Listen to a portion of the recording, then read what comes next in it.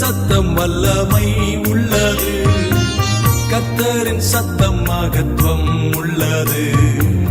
திரண்ட தண்ணீர் மேல் ஜலப்பிரவாகம் மேல் கர்த்தரன் முழங்குகிறார். அல்லேலூயா.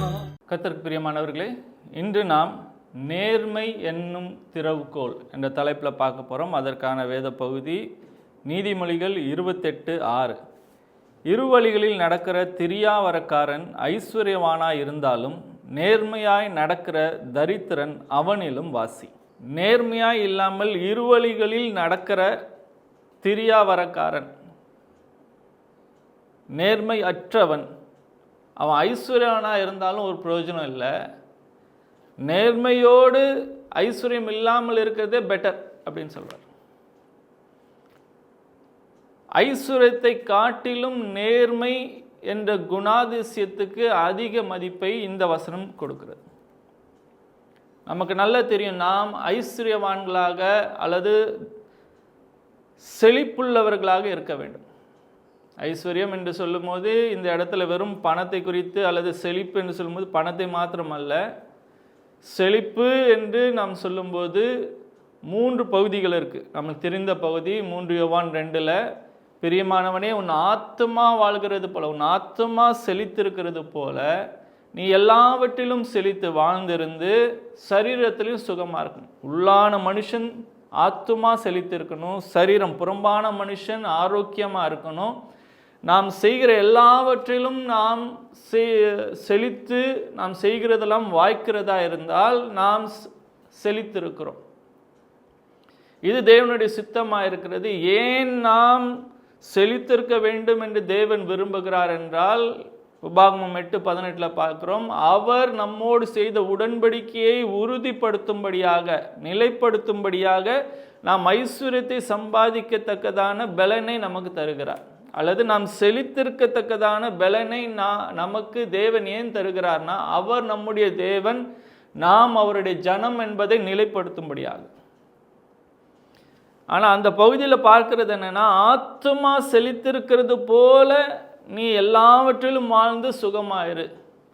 ஆத்துமா செழித்திருந்தால் கண்டிப்பாக சரீரத்தில் ஆரோக்கியம் இருக்கும், அல்லது நாம் பொருளாதார காரியங்களை ஆட்டோமேட்டிக்காக செழித்திருப்போம் என்று அந்த இடத்துல கருதப்படவில்லை. ஆத்துமா செழித்திருக்கிறது போல இதிலும் வாழ்ந்து சுகமாயிரு என்று வாழ்த்துகிறார் அந்த அப்போஸ்தலர். ஆத்மாவில் தான் செழிப்பு தொடங்குகிறது. ஒருவன் உலகம் முழுவதையும் ஆதாயப்படுத்தி கொண்டாலும் தன் ஜீவனை நஷ்டப்படுத்தினால் அவனுக்கு லாபம் ஒன்றுமில்லை என்று வேதம் சொல்கிறது. ஆத்மா செழிக்காம நாம சரீரத்தில் ஆரோக்கியமும் பொருளாதார ஆசீர்வாதங்களும் செழிப்பும் செல்வாக்கும் பூமியிலிருந்து பிரயோஜனம் அல்ல. ஆனால் ஆத்மா செழிக்கிறதுக்கு ஈக்குவலாக நம்ம உலகத்திலையும் செழித்து இருக்கணும், சரீரத்தில் ஆரோக்கியத்தோடு இருக்கணும் என்பது தேவ சித்தம். ஆத்மா எப்போ செழித்து இருக்கிறது அப்படின்னு சொல்லும்போது 3 யோவான் 3:4 சொல்லுகிறது, ஒருவன் சத்தியத்தின்படி நடக்கிறவனாக இருந்தால் அவன் ஆத்மா செழித்திருக்கிறது. ஆத்மா செழிக்கிறது போல நான் பூமியில நான் வாழ்ந்து சுகமாக இருக்கத்தக்கதாக சில காரியங்களை நாம் கடைபிடிக்க வேண்டும் என்று ஒரு சில டீச்சிங்ஸில் பார்த்துட்டே வரும். முதலாவது சொன்னால், நாம் பூமியில் செழித்திருப்பதற்கு முதலாவதாக செழிப்பு என்று சொல்லும்போது ஆத்துமால தான் தொடங்குது. 2வது, நாம் ஆத்துமால இருக்கிற செழிப்பு போல பூமியிலும் நான் செழித்து ஆரோக்கியமாக இருக்கணும்னா ஜாக்கிரதை உள்ள ஒரு வாழ்க்கை வாழணும், சுறுசுறுப்பாக இருக்கணும் என்ற ஒரு காரியத்தை பார்த்தோம். ஆசீர்வாதங்களையும் செழிப்பை பெற்றுக்கொள்கிற ஒரு முறைமை கொடுக்கிற இருதயம், உதார குணம் உள்ள ஆத்மா செழிக்கும் என்ற வசனத்தின்படியாக உதார குணம் இருக்கணும். அது கொடுக்கிற செய்கையில் மாத்திரமல்ல, நம்முடைய இருதயத்தின் மனப்பான்மை அப்படி இருக்கணும், நம்முடைய தகப்பனுடைய குணாதிசயத்தை வெளிப்படுத்துகிறதா இருக்கணும்னு பார்த்தோம். அதுக்கப்புறம் தேவன் நம்மை ஆசீர்வதிப்பது, செழிக்க செய்வது நாம் தனிமையில் இருந்தல்ல, நமக்கு உறவுகளையும் மனிதர்கள் மூலமாக நம்மை ஆசீர்வதித்து உயர்த்துகிறவராக செழிக்க செய்கிறவராக இருக்கிறார் என்பதையும் பார்த்தோம். இன்னைக்கு நம்ம பார்க்குற ஒரு காரியம் என்னன்னா, நம்முடைய செய்கையிலே வாழ்க்கையிலே நடக்கையிலே நாம் செழிப்பை நாம் தக்க வைத்து கொள்ள வேண்டுமென்றால், நிலைத்திருக்கும் ஆசீர்வாதங்களை நாம் பெற்றுக்கொள்ள வேண்டுமென்றால் நமக்கு ஒரு திறவுகோல் வேணும். அந்த திறவுகோல் தான் நேர்மை. நான் செழிக்க வேண்டும் அல்லது ஆசீர்வாதங்களை நான் பெற்று நான் பெருக வேண்டும் வாழ்க்கையில் அப்படின்னு விரும்பும்போது, உலகத்தில் பொதுவாக பார்க்குதுன்னா ஷார்ட்கட் எதிர்பார்ப்பாங்க. எப்படியாவது சீக்கிரமாக குறுக்கு வழியிலையாவது நான் முன்னேறிடணும், செழித்திருக்கணும் அப்படின்னு. ஆனால் வேதம் அப்படி குறுக்கு வழியில் போய் நீ ஐஸ்வர்யத்தை சம்பாதிக்கவோ பேர் புகழை பெற்றுக்கொள்வதையோ நிராகரிக்கிறதா இருக்கிறது. அப்படி பண்ணால் நேர்மையற்ற ஒரு வழிகளில் இருந்தால், இந்த வசனத்தில் நம்ம வாசித்தபடி அப்படி ஐஸ்வர்யனாக இருக்கிறத காட்டிலும் ஏழையாகவே இருந்துடலான்னு சொல்லுது. நாம் நேர் வழியிலே ஐஸ்வர்யத்தை சம்பாதிக்காமல் இருந்தால், வாசிக்கிறோம் நீதிமொழிகள் 10ஆம் அதிகாரம் 2ஆம் வசனத்தில், அநியாயத்தின் திரவியங்கள் ஒன்றுக்கும் உதவாது, நீதியோ மரணத்துக்கு தப்புவிக்கும். நான் அநியாயமாக குறுக்கு வழியில் ஆசீர்வாதங்களை ஐஸ்வர்யத்தெல்லாம் சம்பாதிச்சு பேர் புகழெல்லாம் பெற்றிருந்தால் அது எனக்கு தேவைப்படுகிற போது உதவாது என்று வசனம் சொல்கிறது. ஆனால் நீதி உள்ளவனாக நேர்மை உள்ளவனாக நான் வாழ்ந்தால் அது எனக்கு ஆபத்து மரணம் ஏற்படும் போது எனக்கு உதவியாக இருக்கும். அதே அதிகாரம் நீதிமொழிகள் 10:22 நம்ம வாசிக்கிறோம், கர்த்தரின் ஆசீர்வாதமே ஐஸ்வர்யத்தை தரும், அதனோடே அவர் வேதனையை கூட்டார். அப்போ கர்த்தர் ஆசீர்வதிக்காமலும் ஐஸ்வர்யத்தை சம்பாதிக்கிறவர்கள் உலகத்தில் இருக்க தான் செய்கிறார்கள். நீங்கள் குறுக்கு வழியில் போய் ஐஸ்வர்யத்தை நீங்கள் சம்பாதித்தால் செழித்திருப்பது போல மக்களுக்கு காணப்படலாம், உங்களுக்கும் தோணலாம். ஆனால் வசனம் சொல்லுகிறது அதனோடு வேதனை கூட்டப்படும். கர்த்தர் தருகிற ஆசீர்வாதத்தில் ஐஸ்வர்யத்தில் வேதனை இருக்காது. நான் ஆசீர்வாதத்தை பெற்றுக்கொள்வதை காட்டிலும் பெற்றுக்கொண்டதை நான் தக்க வைத்துக் கொள்கிறவனாக இருக்கணும்னா என் வாழ்க்கையில் காணப்பட வேண்டிய திறவுகோல் நேர்மை. நமக்கு கேயாசியை பற்றி நல்லா தெரியுமே. 2 ராஜாக்கள் 5ஆம் அதிகாரத்தில் எலிசாவின் பணிவிடைக்காரனாக இருந்தவன் கேயாசி. எலியாவின் பணிவிடைக்காரனாக இருந்த எலிசா தீர்க்கதரிசியாகி இப்போ பெரிய ஆளாக இருக்கிறார். இப்போ எலிசாவின் பணிவிடைக்காரனாக கேயாசி இருக்கிறாப்ல. ஆனால் நாகமான் என்ற ஒரு படைத்தலைவன் குஷ்டரோகத்தில் இருந்தால் சொஸ்தமடையும்படியாக இங்கே எலிசாவின் வார்த்தையின்படியாக யோர்தானில் 7 முறை முங்கி எந்திரிச்ச உடனே சொஸ்தமாகிட்டான். நான் எதையாக தரலாம் அப்படின்னு சொல்லும்போது எலிசா வேண்டான்னு சொல்லிட்டாப்புல. ஆனால் கேயாசி என்ன பண்ணுறாப்புல, பின்னால் தொடர்ந்து போயிட்டு ஒரு பொய்யை சொல்லி அந்த நாகாமான்ட்டு வெள்ளியை பெற்றுக்கொண்டான். அவன் அந்த பொய் சொல்லி எலிசா கேட்கும்போது எலிசாட்டையும் பொய் சொல்ல, இல்லை நான் எங்கேயும் போல இங்கே தான் இருந்தேன் அப்படின்னு. அது நிமித்தமாக அவன் ஐஸ்வர்யத்தை பெற்றிருந்தாலும் பொய்யின் மூலியமாக பெற்றதுனால அதன் பலன் என்னன்னா, நாகமானுக்கு இருந்த அதே குஷ்டரோகம் இப்போயும் கேயாசிக்கு வந்தது. ஐஸ்வர்யத்தை பெற்றும் அதை அனுபவிக்க முடியாத ஒரு நிலைமைக்கு மாறிவிட்டான். அதை காட்டிலும் மேலான நிலை, எலிசாவைக்கு அடுத்ததாக கேயாசி தீர்க்கதரிசியாக இருக்க வேண்டியவன் அந்த ஸ்தானத்தை ஆவிக்குரிய ஆசீர்வாதத்தையும் இழந்துட்டான், பூமிக்குரிய ஆரோக்கியத்தையும் ஐஸ்வர்யத்தையும் இழந்துட்டான். பொய் சொல்லி பெறும்போது நல்ல சந்தோஷமாக இருந்திருக்கும், நமக்கு ஐஸ்வர்யம் இருக்குது அப்படின்னு சொல்லி போய் கூடாரத்தில் ஒழிச்சு வைக்கும் போதெல்லாம் கரெக்டாக இருந்தது. ஆனால் அது நிலைத்திருக்கவில்லை.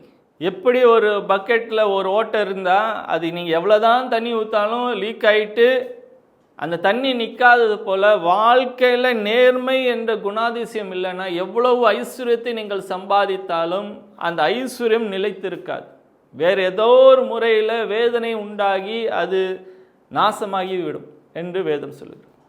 இந்த நாளிலும் கர்த்தர் நம்மோடு பேசுகிற காரியம், நான் தேவனுடைய பிள்ளை என்று சொல்லுகிற ஒவ்வொருவரும், தேவனே என்னை ஆசீர்வதியும், என்னை செழிக்க செய்வீராக, ஆத்மாவில் நான் செழித்திருக்கணும், சரீரத்தில் எனக்கு ஆரோக்கியம் இருக்கணும், பூமியிலும் நான் செழித்திருக்க வேண்டும் என்று விரும்புகிற ஒவ்வொருவருக்கும் சொல்லப்படுகிற வார்த்தை, நேர்மை என்ற திறவுகோலை வைத்துக் கொள்ளுங்கள். அந்த நேர்மை வாழ்க்கையில் இருக்கும்போது நீங்கள் பெறுகிற ஆசீர்வாதங்கள் நிலைத்திருக்கிறதா இருக்கும். அடுத்ததாக பார்க்குறோம், நேர்மை என்பது நமக்கு பாதுகாவலை உண்டாக்குகிறதா இருக்கு. சங்கீதம் 25:21 வாசிக்கிறோம், உத்தமமும் நேர்மையும் என்னை காக்க கடவுது, நான் உமக்கு காத்து இருக்கிறேன்.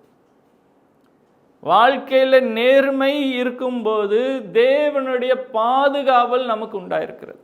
நமக்கு தெரியும், தானியேல், ஷாத்ராக், மேஷாக், ஆபேத்நேகோ சிறைப்பட்டவர்களாக பாபிலோனுக்கு போகும்போது தங்களை தீட்டுப்படுத்தாதபடிக்கு அவர்கள் தீர்மானம் பண்ணினார்கள். கர்த்தர் அந்த தீர்மானத்தின்படி அவர்கள் வாழ உதவி செய்து அந்த மாகாணத்திலே கர்த்தர் அவர்களை உயர்த்தினார். தானியேல் தேவனுக்கு உண்மை உள்ளவனாயிருந்து பிரார்த்திக்கும் போது சிங்க கபில போடப்பட்டாலும் தேவன் சிங்கங்களின் வாயிலிருந்து அவனை தப்புவித்தார்.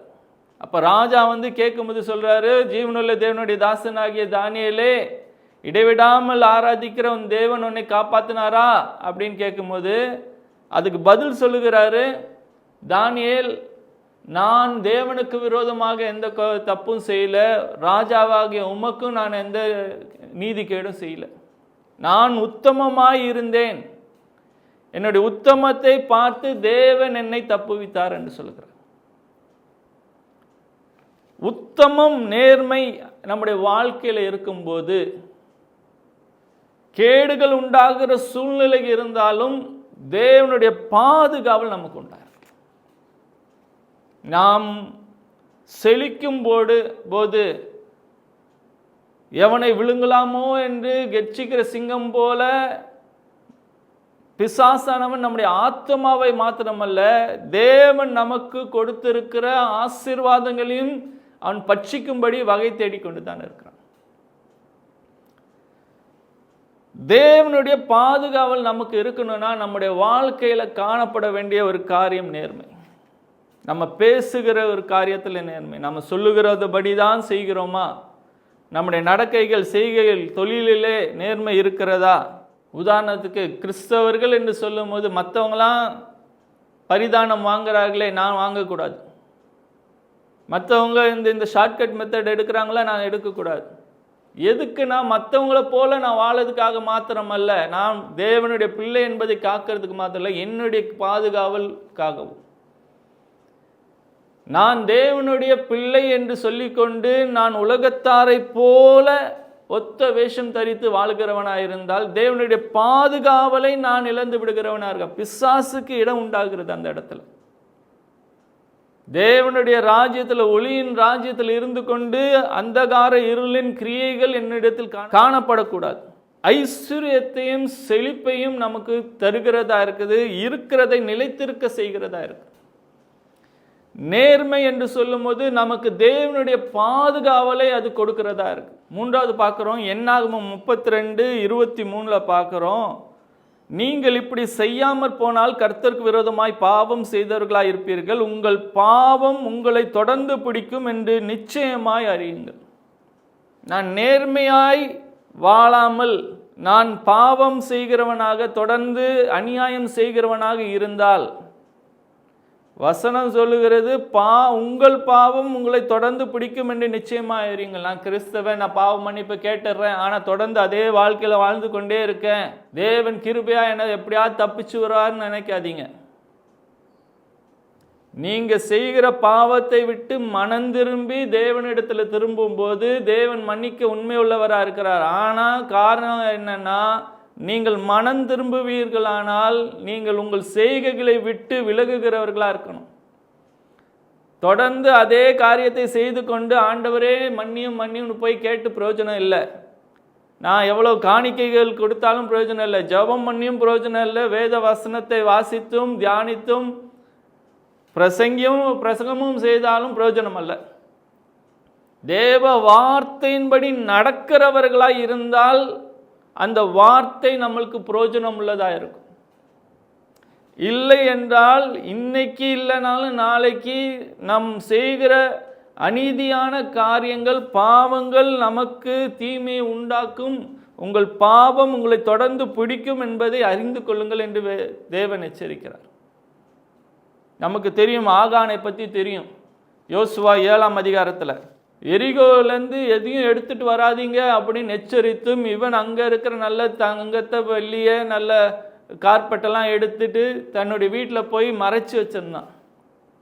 தேவன் கூடாது என்று சொன்ன ஒரு காரியத்தை அவன் மறைத்து யாருக்கும் தெரியாமல் நான் செஞ்சிட்டேன், யாருக்கும் தெரியாதுன்னு நினைச்சான். ஆனால் கடைசியில் அவன் செய்த பாவம் அவனை தொடர்ந்து பிடித்தது. அவன் நிமித்தமாக இஸ்ரவேலுக்கு தோல்வி உண்டாயிட்டு 36 பேர் மரித்து விட்டார்கள். கண்டுபிடிக்கப்பட்ட பிறகு அவனும் அவன் குடும்பமும் அழிந்தது. எதுக்கு? ஒரு சிறிய அற்பமான ஐஸ்வர்யத்துக்காக. கர்த்தரை நம்பி இருந்தால் அதை காட்டிலும் நிறைவான ஐஸ்வர்யத்தை கானான் தேசத்தில் கொடுத்திருப்பார். பாலும் தேனும் ஓடுகிற தேசத்தை கொடுக்குறேன் அப்படின்னு சொல்லும் போது, நிலையற்ற இந்த சின்ன ஒரு அற்ப காரியத்துக்காக அவன் கானான் தேசத்தையும் இழந்து விட்டான், தன்னுடைய குடும்பத்தின் ஜீவனே இழக்கத்தக்கதாக. என்ன மற்ற என்னத்தை ஆதாயப்படுத்தி என்ன பிரயோஜனம்? எந்த ஆவிக்குரிய பூமிக்குரிய எந்த நன்மைகளையும் பெற்றுக்கொள்ளாமல் தனக்கும் தன்னுடைய குடும்பத்துக்கும் அவன் சாபமாய் மாறினான். தேசத்துக்கு, இஸ்ரவேல் தேசத்துக்கும் அவன் சாபமாய் மாறினான். எப்படி மரத்தை கரையான் அரைச்சிக்கிட்டே இருக்கோ, வெளியில் ஆரம்பத்தில் தெரியாமல் இருக்கும், ஆனால் கடைசியாக முழு பில்டிங்கே நாசமாக்கத்தக்கதான அளவுக்கு அதுக்கு பலன் உண்டாகும். அதே மாதிரி நம்முடைய வாழ்க்கையில் நேர்மையற்றவர்களாக நாம் வாழும்போது ஆரம்பத்தில் வெளியில் தெரியாமல் இருக்கும், இதனால் ஒரு பாதிப்பு இல்லை அப்படின்னு நம்ம நினைப்போம். ஆனால் கரையான் போல நம்முடைய வாழ்க்கையின் ஆசீர்வாதங்களையும் தேவனோடு இருக்கிற உறவையும் அது அரித்து கொண்டே இருக்கிறது, அழிவை உண்டாக்கும். அதனால தான் ஆண்டவர் சொல்லுகிறார், நேர்மையற்ற காரியங்களை விட்டு விலகுங்கள், மனம் திரும்புங்கள் என்று ஆண்டவர் சொல்லுகிறார். நிலைத்திருக்கும் ஆசீர்வாதத்தை பெற்றவர்களாக பூமியிலே நீங்கள் ஆசீர்வதிக்கப்பட்ட பரிபூர்ண வாழ்க்கை வாழணும், முடிவிலே நித்திய ஜீவனை அனுபவிக்கணும். அப்படி வாழுகிறதுனால் நீங்கள் தேவனுக்கு சாட்சிகளாய் பூமியில் இருக்கணும். சாட்சி சொல்லுகிறவர்களாக மாத்திரமல்ல, சாட்சியாய் இருக்கணும். இப்படிப்பட்டவர்களுடைய தேவனை நானும் ஏற்றுக்கொண்டு அப்படி அவருடைய ஜனமாய் மாற வேண்டும் என்று புறஜாதியார் விரும்பத்தக்கதான வாழ்க்கை உங்களுக்கு உண்டாயிருக்கணும். ஆனால் தேவனை விசுவாசிக்கிறேன், பின்பற்றுகிறேன் என்று சொல்லுகிறவர்கள் வாழ்க்கையில் நேர்மையற்ற ஒரு ஜீவியம் இருக்கக்கூடாது. நேர்மை என்ற திறவுகோல் இருக்கும்போது தான் தேவன் உங்களுக்காக சவதரித்த இயேசு சிலுவையிலே உங்களுக்காக சவதரித்த சகல ஆசீர்வாதங்களையும் நீங்கள் அனுபவிக்க முடியும். நமக்கு மற்ற காரியங்கள் இருக்கணும், ஜாக்கிரதை உள்ளவர்களாக இருக்கணும், கொடுக்கணும், பக்தியாக இருக்கணும், நல்ல உறவுகள் ஆவிக்குரிய ஐக்கியத்தில் இருக்கணும். ஆனால் அதே நேரத்தில் வாழ்க்கையில் நேர்மையும் இருக்க வேண்டும். நேர்மை உள்ளவர்களாக இருந்தால் நாம் இப்படிப்பட்ட தீமைக்கு விலக முடியும், அல்லது உங்கள் பாவங்கள் உங்களை தொடர்ந்து பிடிக்கும் என்று இந்த நாளில் கர்த்தர் எச்சரிக்கிறவராக இருக்கிறார். நேர்மை வாழ்க்கையில் இருக்கும்போது தான் ஆசீர்வாதங்கள் அல்லது ஐஸ்வர்யங்கள் நீடித்த நாட்கள் நிலைத்திருக்கும், தலைமுறை தலைமுறைக்கும் நிலைத்திருக்கும். நீதிமொழிகள் 13:11 வாசிக்கிறோம், வஞ்சனையால் தேடின பொருள் குறைந்து போம், கைப்பாடாய் சேர்க்கிறவனோ விருத்தி அடைவான். குறுக்கு வழியில் போய் வஞ்சனையினால் ஐஸ்வர்யத்தை சம்பாதிச்சா இம்மீடியட்டாக கொஞ்ச காலத்தில் இப்போவுமே இப்போ ஐஸ்வர்யமானேன் அப்படின்னு இல்லை. நேர்மையாய் கொஞ்சம் கொஞ்சமாக உழைத்து சம்பாதித்தாலும் அந்த நேர்மையும் உழைப்பும் இருக்கிறபடினால விருத்தி உண்டாகும், நிலைத்திருக்கும். கொஞ்ச காலத்துக்குன்னு இல்லை, தலைமுறை தலைமுறைகளுக்கு நிலைத்திருக்கும். நமக்கு யோபை பற்றி நல்லா தெரியும். யோபை குறித்து சொல்லப்படுகிற சாட்சி, அவன் உத்தமனும் சன்மார்க்கனும் தேவனுக்கு பயந்து பொல்லாப்புக்கு விலகிறவனுமா இருந்தபடினால யோபு 1:1 வாசிக்கிறோம், அவன் எல்லாவற்றையும் இழந்திருந்தாலும் கடைசியாக யோபு 42:10 கர்த்தர் அவனுடைய இழந்து போனதெல்லாம் திரும்ப தந்து இரட்டிப்பான ஆசீர்வாதங்களால் அவனை ஆசீர்வதித்தார். நடுவில் கொஞ்ச காலம் ஒரு சில வேத பண்டிதர்கள் சொல்லுங்க, ஒரு 2 வருஷம் 2.5 வருஷம் அவர் பாடுபட்டார். 2 வருஷம் பாடுபட்டாலும் அதற்கு அப்புறம் அவன் உண்மையும் உத்தமனும் தேவனுக்கு பயப்படுகிறவனாய் இருந்தபடியினாலே கர்த்தர் இரட்டிப்பான ஆசீர்வாதங்களே அவனுக்கு தந்தார். ஆனால் வாழ்க்கையில் காணப்பட வேண்டியது என்னன்னா, யோபை போல தேவனுக்கு பயந்து பொல்லாப்புக்கு விலகிறவர்களாக இருக்கணும். சோம்பேறியாக இருக்க சொல்லலை, தேவனுக்கு பயந்து இருக்கிறேன், தீமைக்கு விலகி இருக்கிறேன், அதனால் நான் எதுவும் செய்யாமல் நான் வெறும் பக்தியாக மாத்திரம் இருக்கேன், சோம்பேறியாக இருந்துருவேன்னு சொல்லலை. தேவனுக்கு பயந்தவனாக இருந்து நான் என் செய்கிற பிரயாசங்களில் எனக்கு விருத்தியை காண வேண்டும் என்றால் அந்த பிரயாசங்களில் காணப்பட வேண்டிய ஒரு திறவுகோல் என்னன்னா நேர்மை. நான் நேர்மையானவன், ஆனால் எனக்கு வேலை இல்லை, நான் சுறுசுறுப்பாக இல்லை, என் வேலையில் ஜாக்கிரதை உள்ளவனா இல்லைனாலும் பிரயோஜனம் இல்லை. என்னுடைய கையின் பிரயாசம் இருக்கணும், ஆனால் தீவிரமாக நான் ஐஸ்வர்யம் ஆகணும், நான் எப்படியாவது உடனடியாக நான் பணக்காரன் ஆகணும், நான் எல்லாத்துலேயும் செழித்திருக்கணும், என் பேர் புகழ் வரணும் அப்படின்னு சொல்லிட்டு நான் குறுக்கு வழியை தேடாமல் கர்த்தர் என்னை ஆசீர்வதிக்கிறார், அதன் வேலையிலே எல்லாவற்றையும் நேர்த்தியாய் செய்கிற தேவன் என்னை நிச்சயமாய் உயர்த்துவார் என்று நான் இப்பொழுது செய்கிற காரியங்களிலே கவனம் உள்ளவனாயிருந்து நான் முன்னேறுவதற்காக தீவிரப்படாமல் அவருடைய வேலைக்காக நான் காத்திருக்கிறவனாக இருந்தால் நான் விருத்தி அடைவேன் என்று இந்த வசனம் சொல்லுகிறேன். நம்ம செக் பண்ணி பார்க்கணும், நிலைத்திருக்கும் ஆசீர்வாதம் எனக்கு வேணுமா, அல்லது குறுகிய காலத்தில் கொஞ்சம் காலம்தான் நிலைத்திருக்க போகிற எனக்கு ஆசீர்வாதங்கள் ஐஸ்வர்யங்கள் பூமியில் வேணுமா?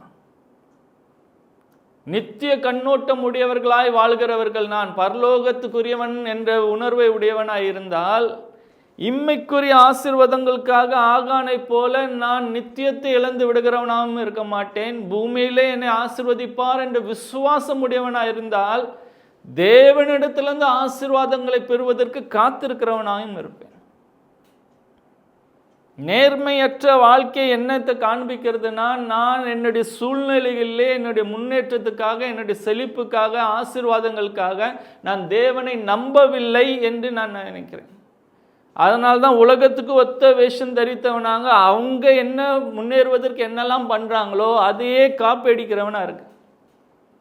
இல்லை, கர்த்தரை சார்ந்திருக்கிறவனாக இருந்தால், நான் உலகத்தில் உரியவனாக இருந்தாலும் உலகத்துக்கு உரியவன் அல்ல, நான் தேவனுடைய ராஜ்யத்துக்குரியவன், ராஜ்யத்தின் பிரஜை இப்படிதான் வாழ வேண்டும் என்று அறிவோடு நான் செயல்படுகிறவனாக இருக்கணும். அப்பொழுது உங்கள் வாழ்க்கையில் நேர்மை காணப்படும். நேர்மை உள்ளவனாக இருக்கணும், நேர்மை உள்ளவனாக இருக்கணும்.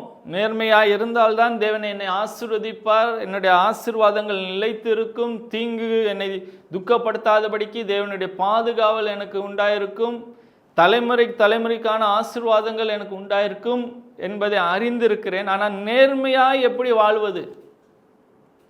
நேர்மையாய் வாழறதுக்கு ஏன் முடியல மக்களால் அப்படின்னா, நிறைய நேரத்தில் தேவனை நேசிக்கலையோ அப்படின்னு நினைக்கிறாங்க. இல்லை, தேவனை நேசிக்கிறவர்கள் தீமையில், பாவத்தில், நேர்மையற்ற வாழ்க்கையில், அநியாயம் செய்கிறதுல ஈடுபடுகிறதை நாம் கேள்விதான் படுகிறோம். காரணம் என்ன தெரியுமா? தேவனை நேசிக்கிறதோடு நிப்பாட்டி விடுகிறார்கள். வேதம் சொல்லுகிறது தேவனை நேசிக்கவும் செய்யணும், தேவனுக்கு பயப்படுகிற பயமும் நமக்கு உண்டாகும். கர்த்தருக்கு பயப்படுகிற பயம்தான் ஞானத்தின் ஆரம்பம். கர்த்தரை நேசித்தேன், ஆனால் கர்த்தருக்கு பயப்படுகிற பயம் இல்லை. எங்கள் அப்பாவை நான் நேசிக்கிறேன், ஆனால் அவரை குறித்து எனக்கு பயம் இல்லைன்னா நான் என் இஷ்டம் போல் வாழ்வேன். என்னென்னா அப்பாட்ட சொல்லிக்கலாம், பார்த்துக்கலாம். அப்படி இல்லை, எங்கள் அப்பா திட்டுவார், அடிப்பார், என்னை தண்டிப்பார். அவர் கொடூரமானவர் இல்லை, என்னை நேசிக்கிறவர். நேசிக்கிறபடினால்தான் என்னை சிச்சை செய்கிறார். அப்பாவை குறித்த அல்லது எஜமானனை குறித்த பயம் இல்லாதபடினால்தான் நாம் துணிகரமாய் நேர்மையற்றவர்களாய் வாழ்கிறோம். நாம் நேர்மையாய் வாழ வேண்டுமென்றால் கர்த்தரை நேசிக்கிற அதே நேரத்தில் அவருக்கு பயப்படுகிற பயத்தையும் நாம் வளர்த்து கொள்ள வேண்டும். நீங்கள் கர்த்தரை நேசிக்கிறீர்களா என்ற கேள்வியோடு நிப்பாட்டாதீங்க. நான் கர்த்தருக்கு பயப்படுகிறேனா என்றதையும் நீங்கள் கேட்டுக்கணும். கர்த்தருக்கு பயப்படுகிற பயம் என்னில் வாழ்க்கையில் இருந்தால் நான் துணிகரமாக நான் பாவம், அநியாயம், நேர்மையற்ற காரியங்களில் ஈடுபட மாட்டேன். அவர் சொன்னதன்படி நான் நடக்கணும்னா முதலாவதாக எனக்கு அவர் என்ன சொன்னார் என்பதையும் நான் அறிந்து கொள்ள வேண்டும். கர்த்தருக்கு பயப்படுகிற பயம் எனக்குள்ளாக எப்போ வளரும்னா, வேதத்தில் நான் நேரத்தை செலவழிக்கணும். வாசித்துட்டு போனேன் என்றல்ல, அதை தியானிக்கிறவர்களாக, ஆராய்ச்சி செய்கிறவர்களாக இருக்கணும். தெசலோனிக்க பட்டணத்தாரை காட்டிலும் பெரேயா பட்டணத்தார் நற்குண இருந்தது, நற்குணசாலிகள் என்று அழைக்கப்படுறார்கள். காரணம் என்னன்னா, பவுலே பிரசங்கம் பண்ணட்டுமே, பவுல் சொன்னபடி தான் வேதத்தில் இருக்குதான்னு இவங்க செல்ஃப் சர்ச் பண்ணாங்க. மெசேஜ் கேட்டு போனால் ஓகே முடிஞ்சு போச்சு, அவ்வளோதான் எனக்கு வேத அறிவுன்னு இல்லை. அந்த சொல்லப்பட்ட காரியங்கள் வேதத்துக்கு ஒத்தபடி இருக்கிறதா என்று இவர்கள் வேதத்தில் நேரத்தை செலவழித்தபடினாலே அந்த வேதம் அவர்களுக்குள்ளாக கிரியை செய்து மற்ற அந்த பக்கத்து பட்டணத்தின் விசுவாசிகளை காட்டிலும் இங்கே இருக்க விசுவாசிகள் நற்குணசாலிகள் என்ற சாட்சி வேதத்தில் எழுதப்பட்டிருக்கிறது. காரணம் என்ன? வேதத்துக்கு நேரத்தை கொடுத்தார்கள். வாசித்தேன் என்றில்லை, நீங்கள் பர்சனலாக வேதத்திலிருந்து கர்த்தர் உங்களோடு பேசுவதற்கு இடம் கொடுக்கணும். வேற ஒருத்தர் படித்து உங்களுக்கு போதிக்கிறது நல்லது தான், அது ஒரு வழி. ஆனால் அது மாத்திரம்தான் யாராவது எனக்கு பிரசங்கம் பண்ணாதான் எனக்கு அதை குறித்து, இல்லைன்னா போதித்தாதான் எனக்கு அதை குறித்த அறிவு உண்டாகும் என்று நிப்பாட்டி வைக்கக்கூடாது. வேதத்தில் நீங்கள் நேரம் செலவழிக்கிறவர்களாக இருக்கும்போது தான் அவரை அறிகிற அறிவில் வளர்ந்து கொண்டே இருப்பீர்கள். ஒரு மனுஷன் எவ்வளோதான் படித்தாலும் இந்த அரை மணி நேரம் 1 மணி நேரத்தில் தனக்கு தெரிந்தது எல்லாத்தையும் உங்களுக்கு சொல்லிக் கொடுக்க முடியாது. அந்த ஒரு குறிப்பிட்ட காரியத்தை குறித்து பேசும்போது அதிலேயே ஒரு சில பகுதிகள் தான் உங்களோட இடைப்பட முடியும். அந்த காரியத்தை குறித்து நீங்கள் வேதத்தில் நேரம் செலவழிக்கிறவர்களாக இருந்தால் தான் தேவன் உங்களோடு இடைப்படுவதற்கு வழி உண்டாகும். அப்போ தான் அவர் ஆண்டவர் இது சொல்லியிருக்கிறார், இது செய்யக்கூடாது, செய்யணும் அப்படின்ற ஒரு எண்ணம் உண்டாகி நாம் அவருக்கு பயந்தவர்களாக, அவரை நேசிக்கிறபடியினால் அவர்களுக்கு கீழ்ப்படுகிறவர்களாக இருப்போம்.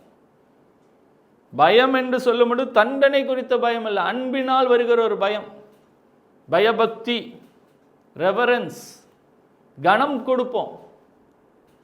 அவர் துக்கப்படுவாரே, என்னை இவ்வளவு நேசித்து இருக்காரு, எனக்காக இவ்வளவு செஞ்சிருக்காரு, அவருக்காக நான் வாழ வேண்டாமா அப்படின்ற உணர்வோடு அவரை நான் துக்கப்படுத்தி கூடாது என்ற ஒரு பயம்.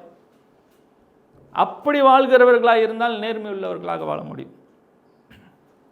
அதே நேரத்தில் என்னுடைய இருதயத்தை காத்துக்கொள்கிறவனாக இருக்கணும். ஏன்னா எல்லா ஜீவனுக்கு எதுவான எல்லாம் என்னுடைய இருதயத்திலிருந்து தான் வெளிவருகிறதா இருக்கு. அதனால என் இருதயத்துக்குள்ளாக என்ன போகுது என்பதை நான் காத்துக்கொள்ள வேண்டும். வேதத்தில் நேரம் செலவழிக்கிறேன் பிரதர், ஆனால் மற்ற காரியங்களும் என் இருதயத்துக்குள்ளே போவதற்கு இடம் கொடுத்துக்கிட்டே இருந்தேன்னா, தேவனுடைய வார்த்தைக்கு விரோதமான காரியங்களை நான் கேட்கிறேன், படிக்கிறேன், காண்கிறேன். நேரம் செலவழிக்கும் போது அவங்க என்னுடைய சகோதரர்கள், நண்பர்கள், உற்றார் உறவினர்கள் எங்கெந்தோ நான் வருகிற இன்ஃபர்மேஷன் எல்லாம் வேதத்துக்கு புறம்பாக இருக்குது, அதுக்கும் நான் இடத்துக்கு செவி சாய்த்து கொண்டிருந்து வேதத்துலேயும் நான் நேரம் செலவழிக்க தான் நான் பிரதர் செய்கிறேன் அப்படின்னு சொன்னால், 2 காரியங்கள் உங்கள் இருதயத்தில் செயல்படுகிறபடினாலே அது வேறொன்று முடியவில்லை. வேதம் உங்கள் வாழ்க்கையில வேரூன்றி அது கனி கொடுக்க வேண்டும் என்றால் நீங்கள் எதை கேட்கிறீர்கள், எதை பார்க்கிறீர்கள் என்பதில் கவனம் உடையவர்களாக இருக்கணும். எது தேவையற்ற காரியங்களோ, தீமையோ, உலகத்துக்கு ஒத்த காரியங்களோ அதை கட் பண்ணதுக்கு நீங்கள் ஜாக்கிரதையாக இருந்தால் தான் உங்கள் இருதயம் காக்கப்படும். ஏன்னா நீங்கள் என்னத்தை விதைக்கிறீங்களோ உள்ள இருதயத்தில் அதன்படி தான் வெளியில் வாழ்க்கை வருது. நான் ஏன் பிரதர் இப்படி இருக்கேன் அப்படின்னா, இதற்கேற்றபடி ஃபீடிங் ஏற்கனவே உங்களுக்கு இருந்திருக்கு. வார்த்தைகள் உங்கள் நீங்கள் கண்ட காரியங்கள் உங்களுடைய நம்பிக்கையை உண்டாக்கினது. அந்த நம்பிக்கையின் அடிப்படையில் நீங்கள் செயல்பட்டு இருக்கிறீர்கள். உங்கள் நம்பிக்கை மாற வேண்டும் என்றால், தேவனை நீங்கள் நம்புகிறவர்களாக இருந்தால், வேதம் உங்கள் இருதயத்தில் கிரியை செய்வதற்கு நீங்கள் நேரத்தை செலவழித்து உங்கள் இருதயத்தை காத்து கொள்கிறவர்களால், மற்ற காரியங்கள் என்னுடைய இருதயத்துக்குள் நுழையாதபடிக்கு நான் இருதயத்தை காத்து கொள்கிறவனாக இருந்தால், நேர்மை உள்ள வாழ்க்கையை நான் வாழ்வதற்கு கர்த்தர் உதவி செய்கிறவராக இருப்பார். அதே நேரத்தில் நான் வேதத்தில் நேசிக்கிறவனாக இருக்கேன், அதை கடைப்பிடிக்கிறவனாக இருப்பேன், நான் தடுமாற மாட்டேன்னு நினைக்காதீங்க. தடுமாறி விழுந்துட்டா உடனடியாக மன்னிப்பை கேட்டு மனம் திரும்பணும். சிலர் விழுந்ததில் சரி இப்படியே கண்டினியூ பண்ணிட்டுவோம் அப்படின்ற ஒரு மனப்பான்மை, சரி யாருக்கும் தெரியல அப்படியே கொஞ்ச நாள் ஓடட்டும் அப்படின்னு இருக்காங்க. அப்படி இல்லை, இம்மிடியட் மனம் திரும்புதல் இருக்கணும். தன் பாவங்களை மறைக்கிறவன் வாழ்வடைய மாட்டான், அவைகளை அறிக்கை செய்து விட்டால் ரட்சிக்கப்படுவோம். நாம் செய்த காரியங்களை விட்டு ஆண்டவரிடத்தில் மன்னிப்பு கேட்டால், 1 யோவான் 1:9 சொல்லுது, நாம் அறிக்கை செய்தால் அவர் மன்னிக்கிறதுக்கு உண்மையும் நீதியுள்ளவராக இருக்கிறார். என்ன சேர்த்துப்பாரா, என்ன மன்னிப்பாரா என்ற கேள்விக்கு இடமே இல்லை. தேவன் இரக்கம் உள்ளவராக இருக்கிறார், அவர் மன்னிப்பார். ஆனால் அந்த இரக்கமும் மன்னிப்பும் எதுக்குன்னா, நீங்கள் உங்கள் பாவத்தை விட்டு மனம் திரும்பி அவரிடத்தில் சேர வேண்டும் என்பதற்காக தானே ஒழிய நீங்கள் தொடர்ந்து பாவத்தில் வாழ்வதற்காக கொடுக்கப்படுகிற லைசன்ஸ் அல்ல. நேர்மையாக எப்படி வாழுகிறது? நேர்மையாக வாழணும்னா கர்த்தருக்கு பயப்படுகிற பயத்தை நீங்கள் வளர்த்து கொள்ள வேண்டும். அதற்கு நேரத்தை நீங்கள் வேதத்தில் செலவழிக்கணும். உங்கள் இருதயத்தை காத்துக்கொள்ளணும். தடுமாறி விழுந்து விட்டால் உடனடியாக மனம் திரும்புகிற ஒரு அனுபவத்தை, பழக்கத்தை வாழ்க்கையில் உண்டாக்கி கொள்ளுங்கள். கர்த்தரை எவ்வளவு அதிகமாய் அண்டிக் கொள்ளுகிறீர்களோ அந்த அளவுக்கு அவரை போல பூமியில் நீதி உள்ளவர்களாயும் நியாயம் செய்கிறவர்களாயும் உத்தமர்களாயும் வாழ்ந்து கர்த்தர் தருகிற ஆசீர்வாதத்தையும் செழிப்பை பெற்று மகிழ்ந்திருப்பீர்கள். கர்த்தர் உங்களை ஆசீர்வதிப்பாராக. உங்களுக்காக நான் ஜெபிக்கிறேன். தகப்பனே, இந்த நாளிலும் உங்களுடைய சத்தத்தை கேட்ட ஒவ்வொருத்தருக்காக ஜெபிக்கிறேன். ஆண்டவரே, நேர்மை என்ற திறவுகோலோடு அவர்கள் தங்களுடைய வாழ்க்கையிலே செழித்திருக்க உதவி செய்வீராக. உமக்கு பயப்படுகிற பயத்திலே அவர்கள் நிலைத்திருந்து வளர்ந்து உமக்கு பிரியமுள்ளவர்களாக வாழ்ந்து நீர் அவர்களுக்காக ஏற்கனவே ஆயத்தம் பண்ணின பரிபூர்ண வாழ்க்கையை அனுபவிக்கும் உமக்கு சாட்சிகளாய் வாழும் அவர்களுக்கு கிருபை தருவீராக. இந்த நேரத்தில் நேர்மையற்ற காரியங்களிலே தடுமாறிக்கொண்டு சிக்கி கொண்டவர்களுக்காக செபிக்கிறேன். அதிலிருந்து விடுபடத்தக்கதான கிருபையும் பலனையும் தருவீராக. என் தேவனே, இருதயத்தில் கிரியை செய்வீராக. மனம் திரும்பி உம்மண்டை திரும்பவும் சேர்ந்து உம்மை உறுதியாய் பற்றி கொள்கிற ஒரு இருதயத்தை கட்டளையிடும். நிலைத்திருக்கும் ஆசீர்வாதங்களை அவர்கள் பெற்றுக்கொள்ள அனுக்கிரம் பாராட்டியர். ஆசீர்வதிங்க. இயேசு நாமத்தில் கேட்கிறேன் நல்ல பிதாவே. ஆமென். God bless you.